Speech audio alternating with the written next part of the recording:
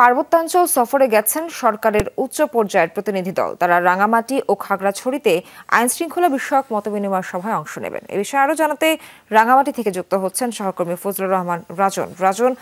সরকারের প্রতিনিধি দল তো পৌঁছেছেন, তাদের সফর সূচি সম্পর্কে আর কি তথ্য আছে জানাবেন।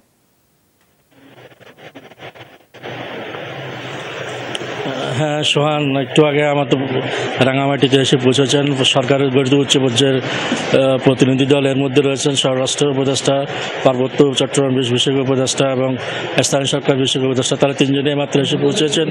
প্রতিবাদ এখন সভা শুরু হচ্ছে। ডাইনিং জুড়ে সৌন্দর্যের পাহাড়, Italiano Opel glass, timeless elegance. আমরা যতটুকু শুনেছি যে তারা বিভিন্ন ঘটনাস্থল পরিদর্শন করবে। পরিদর্শন শেষে তারা খাগড়াছড়ির উদ্দেশ্যে রাঙামাটি ত্যাগ করবেন। তারা এর মধ্যে রাজনৈতিক দলের নেতৃবৃন্দ, বিভিন্ন রাজনৈতিক দলের নেতৃবৃন্দ, আওয়ামী লীগ, জাতীয় পার্টি, জেএসএস, বিএনপি, জামাত রাজনৈতিক দলের নেতৃবৃন্দ এসে উপস্থিত হয়েছেন। তাদের সাথে এখন মত বিনিময় সভা করবেন।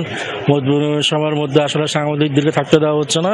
মত বিনিময় সভার পরে সাংবাদিকদের ব্রিফ করবেন বলে জানিয়েছেন আমাদের আয়োজকরা, জেলা প্রশাসন থেকে জানানো হয়েছে।